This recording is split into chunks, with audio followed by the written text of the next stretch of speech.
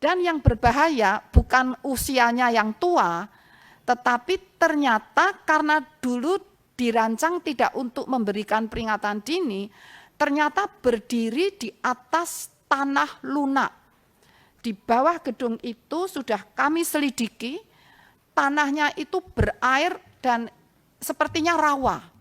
Beredar video soal pernyataan Ketua Badan Meteorologi, Klimatologi, dan Geofisika Dwi Korita Karnawati bahwa Jakarta akan mengalami kelumpuhan akibat gempa megatrus. Video tersebut langsung diklarifikasi oleh Dwi Korita. Dikatakan Dwi Korita, video pernyataan dirinya telah dipenggal oleh pihak tak bertanggung jawab, sehingga dimaknai berbeda oleh warganet dan menimbulkan keresahan masyarakat. Diketahui pernyataan Ketua BMKG soal kelumpuhan Jakarta disampaikan saat rapat dengar pendapat dengan Komisi 5 DPR RI Kamis 14 Maret 2024 di Senayan, Jakarta. Dijelaskannya saat itu, ia memberikan penjelasan ke anggota Dewan soal perlunya pembangunan gedung operasional peringatan dini tsunami. Sementara kata lumpuh yang dimaksud adalah terputusnya jaringan komunikasi yang disebabkan oleh rusaknya berbagai infrastruktur komunikasi. Dikutip dari kompas.com, kerusakan itu disebabkan oleh gempa megatrus. Mengantisipasi kejadian itu, maka BMKG mengusulkan membangun gedung operasional peringatan dini tsunami sebagai fungsi backup atau cadangan di Bali. Dalam skenario terburuk, gempa megatrus berkekuatan 8,7 magnitudo diperkirakan dampaknya mampu melumpuhkan operasional Inateus BMKG di Jakarta. Itu mengapa BMKG membuat gedung peringatan dini di Bali. Jadi mohon perkenan, yang pertama kami sampaikan bahwa di tahun 2017 memang kondisi yang disampaikan Ibu Sadarestu itu memang benar sekali, dan bahkan sekarang pun persepsi publik itu masih sama dengan persepsi publik saat BMKG di tahun 2017. Di saat itu kami teknologinya ketinggalan 20 tahun. Jadi saat itu di Januari 2018, teknologi BMKG itu setara dengan teknologi Japan Meteorological Agency di tahun 1998.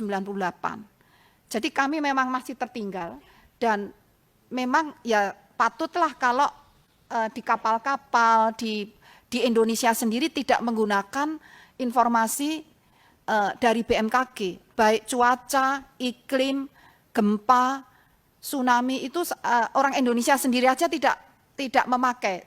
Kami tahu itu.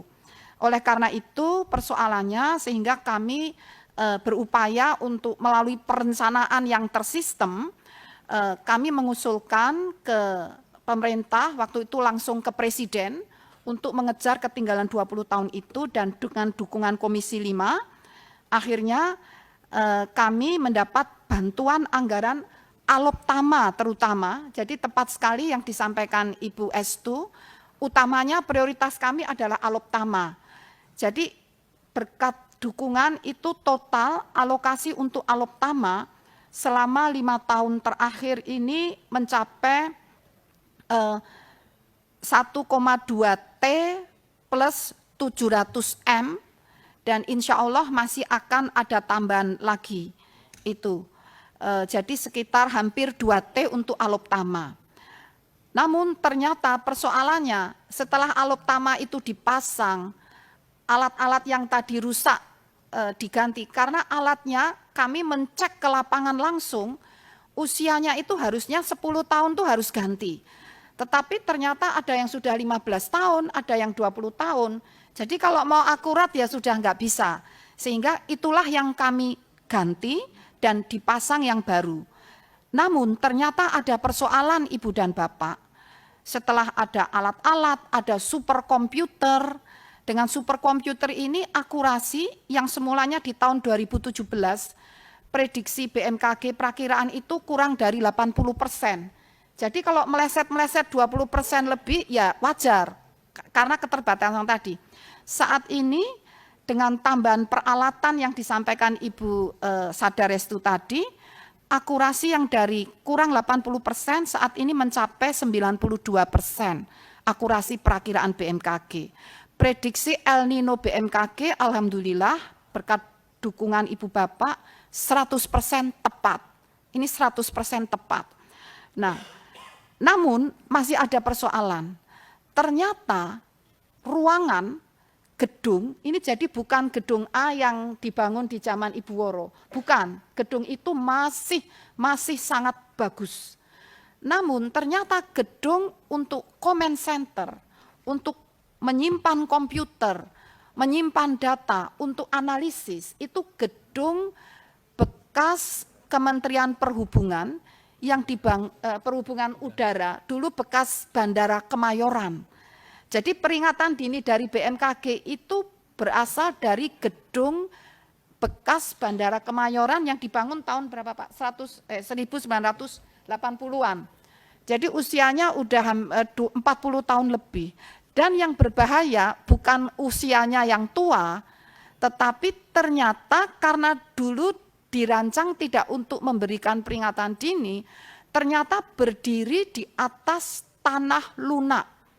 Di bawah gedung itu sudah kami selidiki, tanahnya itu berair dan sepertinya rawa.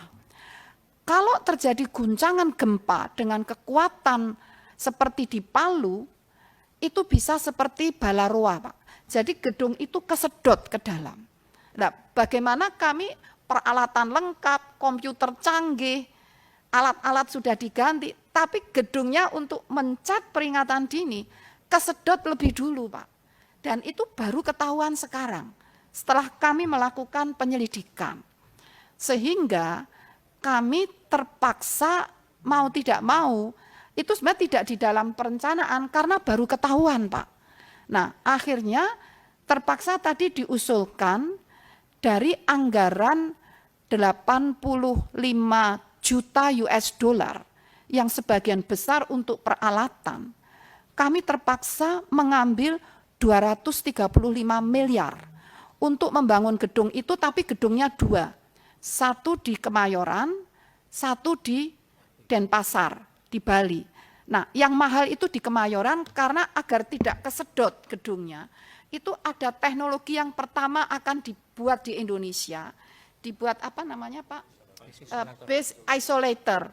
Ini beda dengan yang ada di tempat lain, agar kalau ada guncangan gempa, gedung itu tidak roboh dan fondasinya itu dibuat dalam agar tidak tersedot kalau terjadi gempa. Jadi kami mohon maaf sekali apabila terpaksa mengambil, dan itu sudah disetujui oleh World Bank, dan itulah kenapa ada amandemen loan agreement.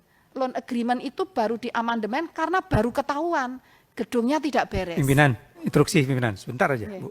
Bu, saya ingin tanya, Bu, kenapa nggak pindah lokasi, Bu? Itu aja.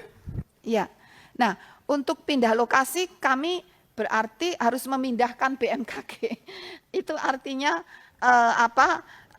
biayanya lebih mahal. Dan kami sudah merencanakan untuk ke IKN, Pak. Nah, kami merencanakan pindah ke IKN sehingga waktu itu koordinasi dengan Menteri PUPR, ternyata untuk ke IKN belum siap. Pimpinan, sedikit lagi pimpinan. Jadi, ya. Kalau memang terlalu mahal, Bu, kenapa nggak dibuat satu saja, Bu? Nggak usah di Bali, tunda dulu. Ini saja, betul, skala prioritas. Nah, betul sekali. Jadi sejak awal ini perencanaan sudah sejak zaman dahulu dibangun tahun 2008. Kalau seandainya Jakarta lumpuh, jadi kalau kami kan memprediksi kalau ada megatrust, a'udzubillah min dzalik, semoga tidak terjadi. Jakarta lumpuh, itu comment center meskipun gedungnya masih utuh, sistem komunikasi akan roboh. Sistem, jadi di luar BMKG, sistemnya lumpuh, BMKG tidak bisa mengeluarkan peringatan dini meskipun gedungnya tegak. Sehingga dalam kondisi lumpuh diambil alih oleh Denpasar. Jadi itu memang dalam business continuity harus seperti itu. Namun kami sebetulnya juga merencanakan untuk ke IKN, tetapi karena menunggu waktu masih belum jelas, sehingga anggaran itu atau harus segera dibangun saat ini karena gempa bisa terjadi sewaktu-waktu, tidak bisa menunggu sebentar IKN-nya belum siap, jangan gempa dulu, itu tidak bisa. Gitu. Download Tribun X sekarang, menghadirkan lokal menjadi Indonesia.